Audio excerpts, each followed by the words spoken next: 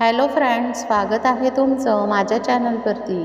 Friends, तुम्हाला जर video आवडला तर व्हिडिओला लाईक करा, चॅनलला सबस्क्राईब करा आणि बेल आयकॉन दाबायला विसरू नका. ती आणि तो पुन्हा नव्याने भाग 1.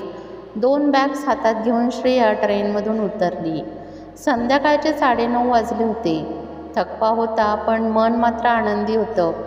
आठवड्याभराच्या ऑफिस ट्रेनिंगनंतर ती आपल्या नवऱ्याला एक छान सरप्राईज द्यायला निघाली होती.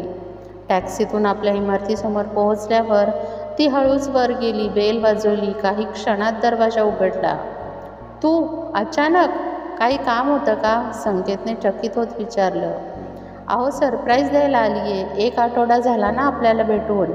संकेत घाबरल्यासारखा दिसत होता. त्याच्या शेजारी एक स्त्री उभा होती. फॅशनेबल कपडे, परफ्यूमचा गंध. श्रेयाचा हसतमुख चेहरा एकदम स्थिर झाला. तिने डोळे भरून ते दृश्य पाहिले. तो क्षण तिच्या जीवनातले सगळे रंग हिरावून गेला. अगं, ती तन्वी आहे, माझी जुनी फ्रेंड. पार्टी होती. श्रेया काही न बोलता मागे वळाली, जिना उतरली आणि टॅक्सीत बसून पुन्हा स्टेशनवर आली. दुसऱ्या दिवशी सकाळी तिची बालमैत्रीण मीरा तिच्या घरी आली. दरवाजा उघडलं. श्रेया तीच होती, पण आता खूप शांत. श्रेया, काय झालं? तू अशा अवस्थेत? श्रेया काही क्षण गप्प राहिली आणि मग शांत स्वरात म्हणाली, मी काल रात्री नवऱ्याला एका स्त्रीसोबत पाहिलं माझ्या घरात. मीरा हबकली. ती काही बोलणार इतक्यात श्रेया म्हणाली, मी त्याला काहीही विचारलं नाही, फक्त बाहेर पडले. जे समजायचं होतं ते डोळ्यांनी पाहिलं. श्रेया, तू काय निर्णय घेतलायस? आत्ताच नाही माहीत, पण एवढं नक्की की जे तुटलंय ते परत जोडता येत नाही.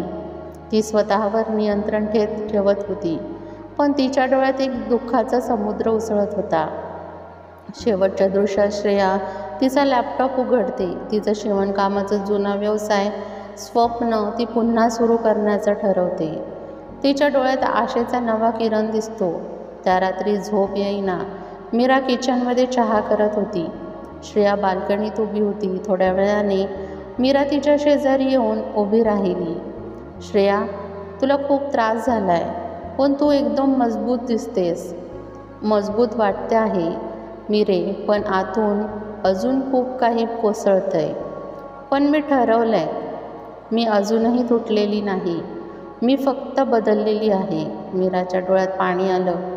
ती शब्द न काढता श्रेयाचा हात हातात घेते आणि म्हणते. दुसऱ्या दिवशी सकाळी श्रेया एका जुन्या कपड्यांच्या पोत्यासोबत बिझनेस डायरी काढून बसली होती. काही वर्षांपूर्वी ती शिवणकाम करत असे. मग लग्नानंतर ते सगळं थांबलं. आता तिला पुन्हा सुरू करायचं होतं. ती काही जुन्या ग्राहकांना कॉल करू लागली. हाय, श्रेया बोलतीये. आठवतंय तुम्हाला मी ब्लाऊज आणि कुर्तीचं काम करत असे? मी पुन्हा सुरू करत आहे. इच्छुक असाल तर सांगाच. पहिल्या दिवशी 2 ऑर्डर्स मिळाल्या. तिच्या चेहऱ्यावर पहिल्यांदाच एक खरंखुरं हास्य उमटलं. दुसऱ्या बाजूला संकेत मात्र बेचैन होता. श्रेया काही बोलून न जाता घर सोडून गेली होती. त्यानं तिच्या आईला, ऑफिसला कॉल केला. कुठेच ठावठिकाणा नाही. त्याला अपेक्षा नव्हती की श्रेया असं शांतपणे दूर जाईल. त्याच्या मनात अपराध गिल्टी होती, पण अजूनही अहंकार डोकं वर काढत होता. ती माझ्याशी बोलून तरी गेली असती. त्याला कल्पना नव्हती की तिचं शांततेचं न बोलणं हेच तिचं अखेरचं उत्तर होतं. 1 महिन्यानंतर श्रेयाचा व्यवसाय आता आकार घेऊ लागला होता. तिचं एक छोटंसं स्टुडिओसारखं खोलीत सेटअप झालं होतं. ब्लाऊज, ड्रेस, डिझायनिंग, बुटीक प्रकारांची मागणी वाढत होती. ती एका सोशल मीडियावर आपला बिझनेस सुरू करणार होती. मीरा तिची फोटोग्राफ्स काढून प्रोफाईल तयार करत होती. बघतेस ना मीरे, लोकांना माझं काम आवडायला लागलंय, कारण तू खरंच सुंदर शिवतेस आणि आता तू स्वतःलाही नव्याने शिवतेस. त्या दिवशी दुपारी अचानक फोन आला. संकेत. श्रेयाने क्षणभर फोनकडे पाहिलं, मग तो उचलला. श्रेया, एकदाच बोलायचं होतं.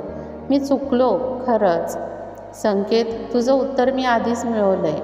आता मला कुठलाही प्रश्न नाही. मी आता श्रेया म्हणून जगते, कोणाची पत्नी म्हणून नाही. कृपया एक संधी दे. मी तुला माफ केले, पण माझं आयुष्य तुझ्या परतीची वाट पाहण्यात वाया घालवणार नाही. आणि तिने फोन ठेवला आणि एक दीर्घ श्वास घेत तिचं शिवणयंत्र चालू केलं. शांतता म्हणजे पराभव नाही, ती तयारी असते एका नव्या यशाची. 3 महिने झाले होते श्रेयाचं बुटीक आता एका छोट्या जागेतून एक सुंदर रेंटेड दुकानात स्थलांतरित झालं होतं. संस्कृती बाय श्रेया हे नाव आता लोकांच्या ओठांवर येऊ लागलं होतं. तिच्या साजेशा डिझाईन्स, रंगसंगती आणि कामातला प्रामाणिकपणा यामुळे ग्राहक देखील वाढत होते. सोशल मीडियावरती नियमित अपडेट्स देत असे. काही वेळा फॅब्रिकबद्दल, कधी रंगाबद्दल, कधी जीवनाबद्दल. एके दिवशी तिला एक लोकल FM रेडिओवरून बोलावणं आलं उद्यमनी विशेष कार्यक्रमासाठी. रेडिओवर तिचं शांत, आत्मविश्वासाने भारलेलं बोलणं ऐकून अनेक जणींच्या डोळ्यात पाणी आलं. माझ्या आयुष्यात एक काळ होता जिथे मी फक्त कोणाच्या नावाशी जोडलेली ओळख होती, पण जेव्हा मला समजलं की माझं अस्तित्व त्या नावाशिवायही पूर्ण आहे, तेव्हा खरी श्रेया जन्माला आली. दुसऱ्या बाजूला संकेत गोंधळलेल्या अवस्थेत होता. तो सोशल मीडियावर तिचे व्हिडिओज पाहत होता. तिच्या नावावर आलेल्या लोकांच्या कमेंट्स वाचून त्याला जळजळ होत होती. ती इतकी पुढे गेली आणि माझ्याशिवाय. एक दिवस त्याने तिला दुकानात भेटायला जायचं ठरवलं. त्या दिवशी संध्याकाळी श्रेया दुकान बंद करत होती.